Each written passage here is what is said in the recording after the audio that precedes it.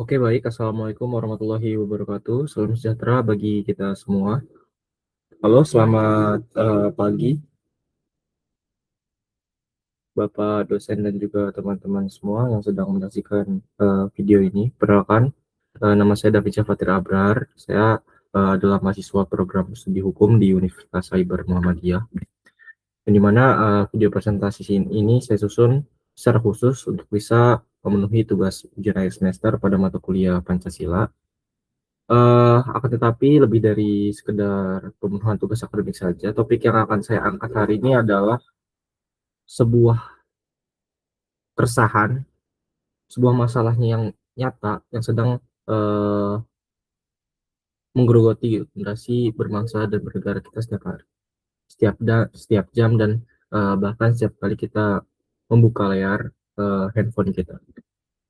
Nah, jadi tema besar presentasi saya adalah tentang tantangan Pancasila di Indonesia saat ini.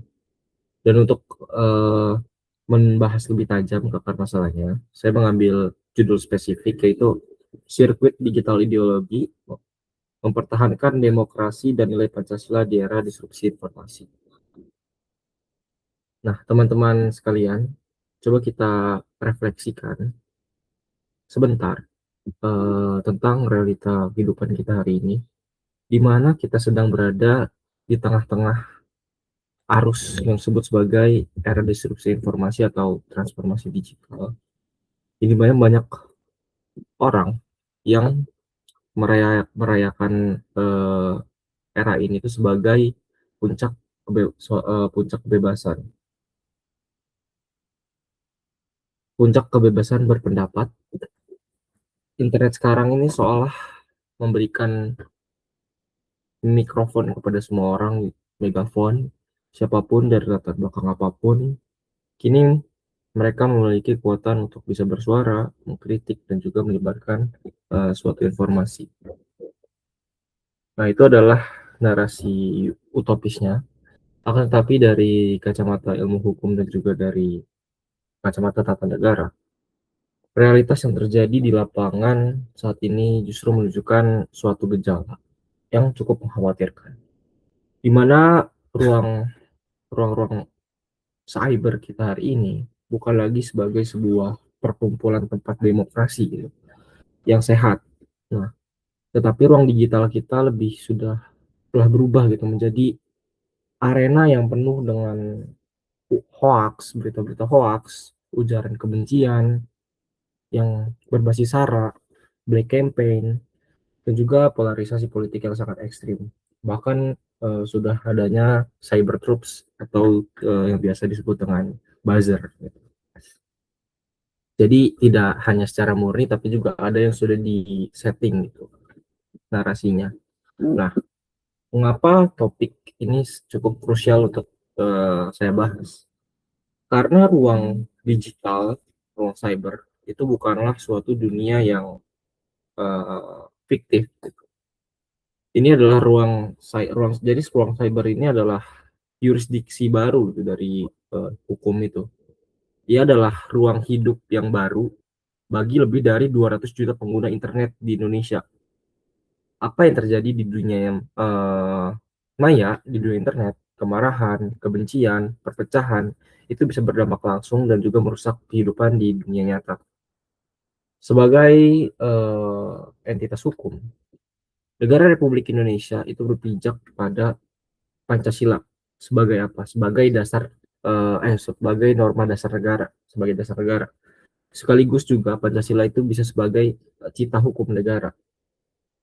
Nah, pertanyaannya, ketika interaksi masyarakat itu telah berpindah ke dalam tempat-tempat digital, apakah nilai-nilai Pancasila itu juga ikut bertransformasi ke dalamnya, atau justru ideologi kita Pancasila sedang dilumpuhkan secara perlahan oleh algoritma itu sendiri? Nah, dalam 20 menit ke depan, saya akan membedah fenomena ini secara sistematik. Kita akan menganalisis bagaimana benturan antara ideologi nilai dan algoritma itu terjadi. Bagaimana eh, eskalasi ancamannya dan bagaimana instrumen hukum positif kita di Indonesia, khususnya itu yang mengatur itu adanya UU ITE, UU ITE itu berusaha dan juga seringkali kesulitan dalam menjaga keseimbangan titik tengah antara perlindungan keamanan nasional dan juga dengan jaminan kebebasan berekspresi. Karena kita adalah negara yang demokrasi. Oke, selanjutnya next slide. Nah, mari kita masuk ke bagian pertama ya di analisis ini, yaitu tentang akar masalahnya, tentang benturan sistem Pancasila dengan algoritma. Nah, jika kita membedah gitu, bagaimana anatomi ruang publik digital kita hari ini, kita akan menemukan bahwa terjadinya adanya tabrakan yang keras antara dua sistem besar ini. Di satu sisi, sistem ideologi yaitu Pancasila. Di sisi lain, kita juga dikendalikan oleh sistem yang dinamakan algoritma, yaitu algoritma itu tentang mesin kecerdasan buatan yang ada di balik media sosial yang digunakan oleh kecerdasan buatan atau AI. Nah, mari kita lihat esensi Pancasila itu sendiri. Di sila ketiga yang berbunyi yang mengamanatkan tentang persatuan Indonesia, dan sila keempat yang mengatakan kerakyatan yang dipimpin oleh hikmat kebijaksanaan dalam permusyawaratan perwakilan. Nah, fondasi dari sistem ideologi kita Pancasila ini adalah mengakomodasi adanya perbedaan. Nah, mekanisme resolusi konfliknya adalah melalui apa? Melalui dialog terbuka, tatap muka, empati dan juga musyawarah untuk mencapai suatu mufakat. Namun, mari kita bandingkan dengan sistem algoritma. Nah, algoritma media sosial sekarang seperti YouTube, X atau Twitter sebelumnya, Instagram, TikTok, Facebook, dan media sosial lainnya, itu tidak didesain dengan landasan moral Pancasila, karena mereka didesain oleh perusahaan-perusahaan teknologi dengan satu tujuan utama, yaitu attention economy atau ekonomi perhatian, di mana algoritma itu bekerja dengan cara memproses konten-konten berdasarkan preferensi, kebiasaan, dan juga durasi tontonan kita. Jadi mekanisme ini secara otomatis itu ia mengelompokkan pengguna-pengguna ke dalam apa yang disebut sebagai echo chamber atau ruang gema, di mana algoritma itu membatasi paparan kita sebagai perspektif yang berbeda demi membuat kita bisa betah gitu atau nyaman untuk bisa menatap layar secara terus-menerus. Nah, di sini letak krisisnya, di mana transformasi digital ternyata bisa memicu krisis nilai dasar dari kewarganegaraan kita. Selanjutnya, next slide. Nah, dari benturan filosofis yang sudah dijelaskan tadi, lahirlah sebuah arsitektur ancaman yang sistemik, di mana ancaman ini tidak terjadi secara kebetulan saja, melainkan sudah didesain, sudah melalui by design. Nah, pertama adalah di sini ada pemicu teknologinya. Algoritma merancang beranda kita menjadi sangat homogen. Kita hanya akan melihat apa yang kita sukai, apa yang kita hanya akan berinteraksi dengan orang-orang yang sepaham dengan kita. Lalu yang kedua, efek sosiologisnya, akibat asupan-asupan informasi yang homogen secara terus-menerus, masyarakat kita mengalami yang namanya fragmentasi sosial. Jadi masyarakat kita terfragmentasi. Kita menjadi terkotak-kotak, fanatik, dan juga enggan untuk menerima kritik atau perbedaan pendapat. Nah, sebentar.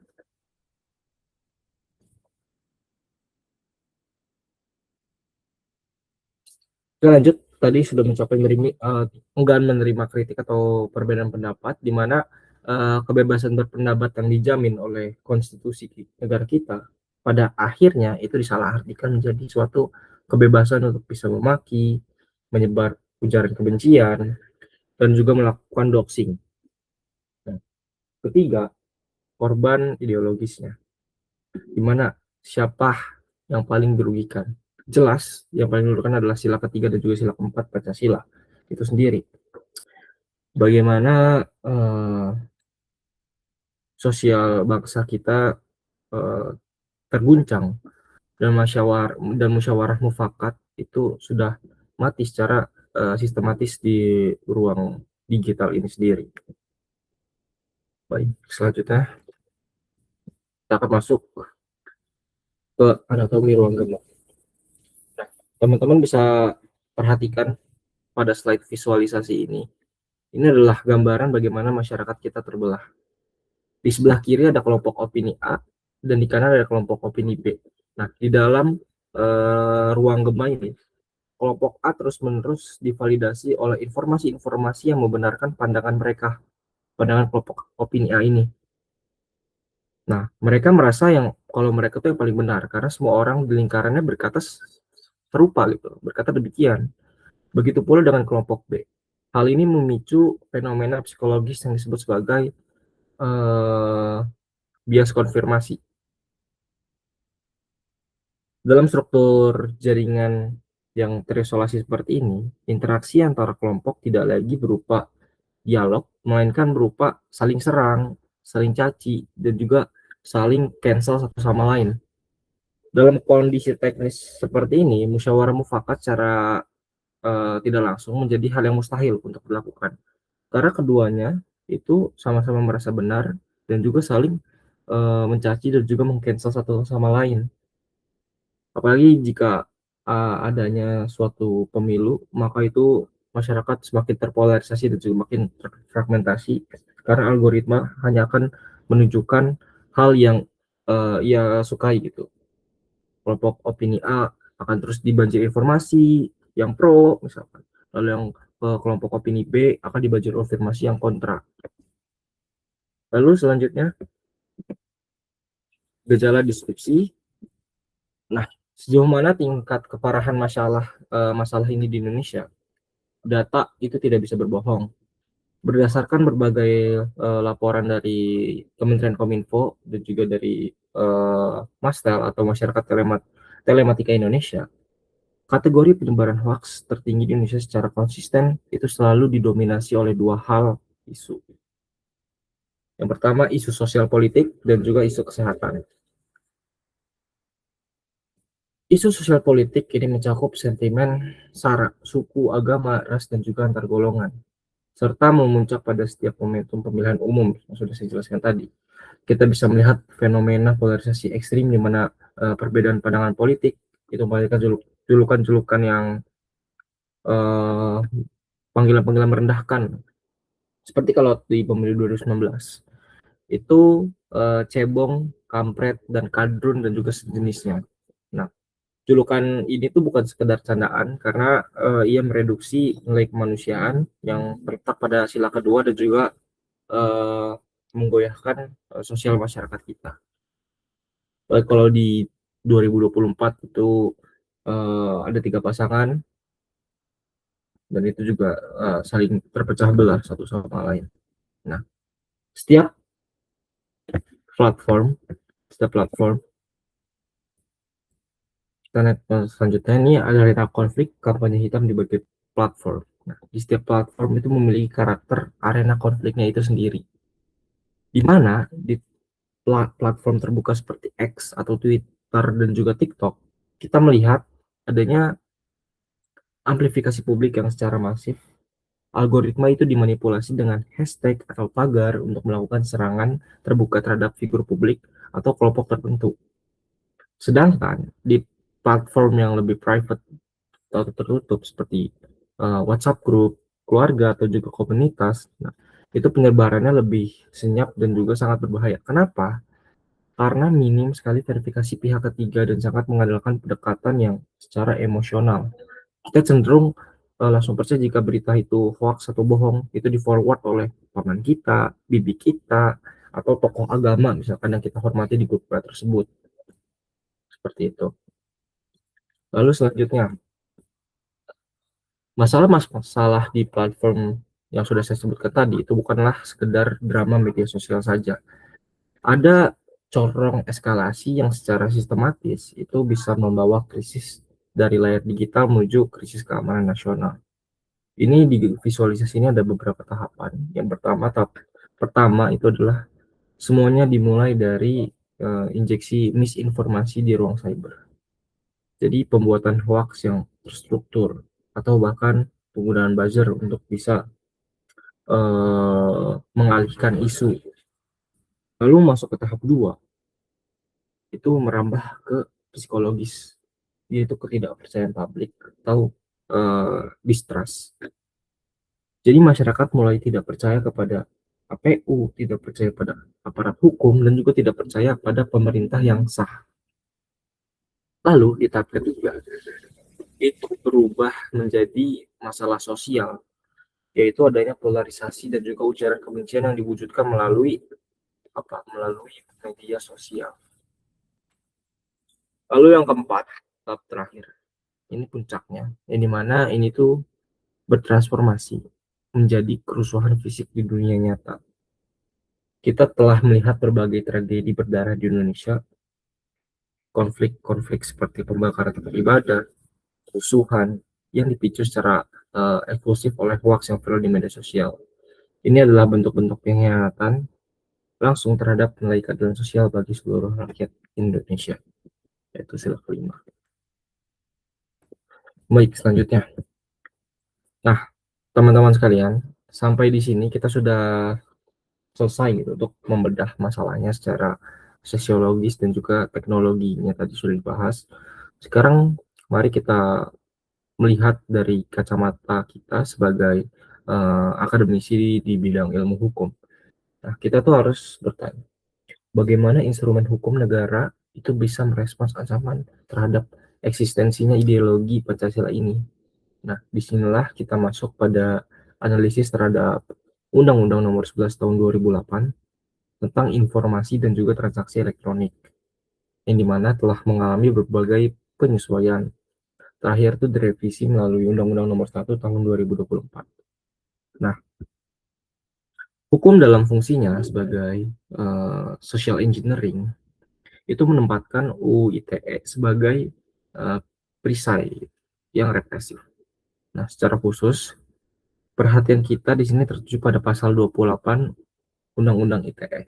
Nah, pasal ini dirancang secara spesifik untuk bisa mempidanakan tindakan penyebaran informasi bohong atau hoax yang menimbulkan kerusuhan atau kerugian, serta melarang keras penyebaran ujaran kebencian yang menargetkan individu atau kelompok berdasarkan sara. Dari kacamata ketatanegaraan, Undang-Undang ITE ini bukan sekedar aturan teknis tentang bagaimana kita menggunakan internet gitu. Tetapi dari pasal 28 ini secara uh, makna adalah garis pertahanan hukum suatu negara untuk bisa apa? Untuk bisa melindungi nilai-nilai persatuan, integrasi, dan juga Pancasila dari serangan cyber. Selanjutnya, nah, namun yang sangat besar dalam wacana hukum kita atau penegakan hukum di ruang cyber itu menghadapi sebuah masalah yang cukup rumit, di mana kita bisa melihat pada slide ini, visualisasi ini, timbangan paradoks ini. Di sisi kiri, timbangan kita itu punya kewajiban yang absolut untuk menjaga dan juga melindungi nilai Pancasila dan juga keamanan nasional. Nah, negara itu butuh instrumen yang tajam untuk menindak seorang provokator, kreator hoax, dan juga sindikat penyebar kebencian agar kerusuhan di dunia nyata atau fisik itu bisa dicegah. Tapi lihat di sisi kanan timbangannya, kita berhadapan dengan ancaman terhadap kebebasan berekspresi. Nah, dalam ruang akademik hukum, Undang-Undang ITE, terutama sebelum direvisi ya, yang selalu mendapatkan kritik keras terhadap keberadaan pasal karet, yang dimana pasal-pasal yang multitafsir ini sangat berbahaya dalam iklim negara berdemokrasi. Mengapa? Karena pasal karet ini memiliki potensi untuk bisa disalahgunakan oleh pihak-pihak yang berkuasa Jadi batas antara kritik yang sah terhadap pemerintah dan juga dengan ujaran kebencian itu seringkali menjadi bias, blur, sulit untuk diidentifikasi gitu, dan sangat subjektif di mata penegak hukum itu sendiri. Nah, jika hukum represif ini diterapkan secara serampangan, yang terjadi adalah fenomena di mana masyarakat itu menjadi takut untuk bisa bersuara. Nah, takut untuk mengkritik keadilan, karena apa? Karena ancamannya pidana. Jika masyarakat takut untuk bisa bersuara, maka esensi negara demokrasi seperti yang dimaksudkan oleh Pancasila itu telah gagal untuk kita lindungi. Next, pada tabel ini eh, kita lihat ya matriks tabel mitigasi antara hukum represif versus pendidikan preventif di sini. Pendekatan represif melalui penegak hukum memang memberikan efek yang jerah dan nyata secara instan.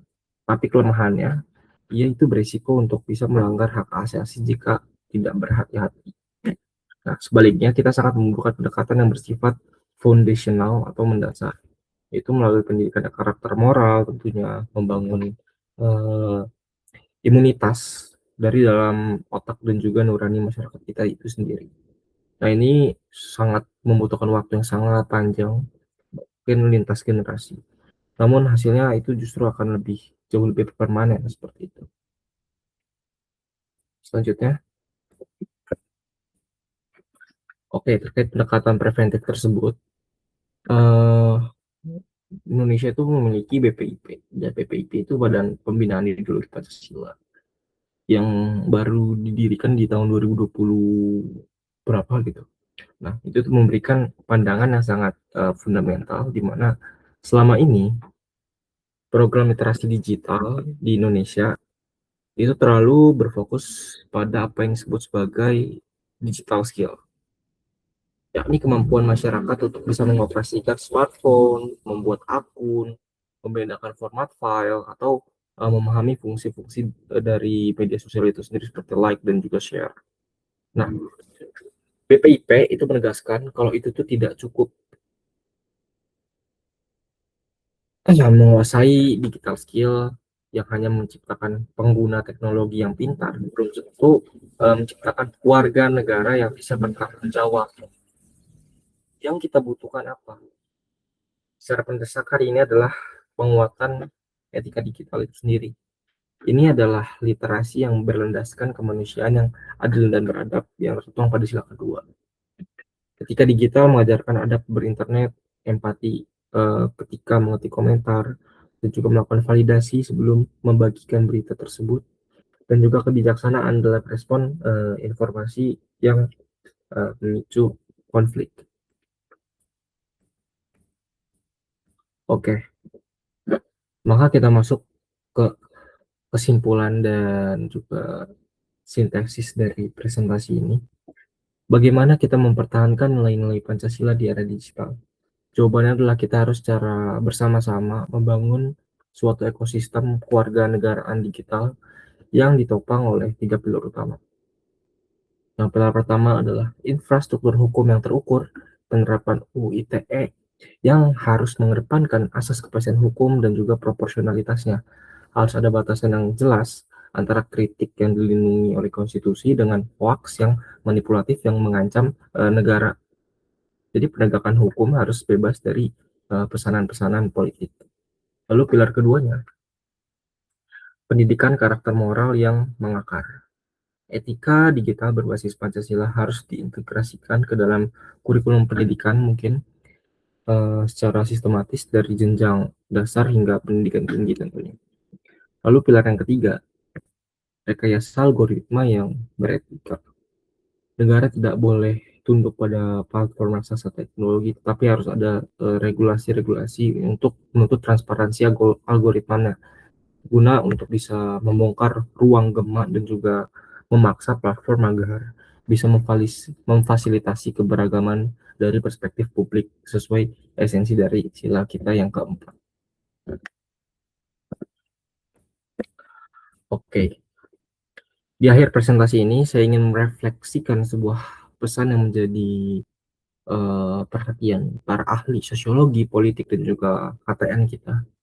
Pancasila tidak boleh dan tidak pantas hanya berhenti menjadi teks sejarah yang usang atau sekedar hafalan yang kita sebutkan saat upacara bendera.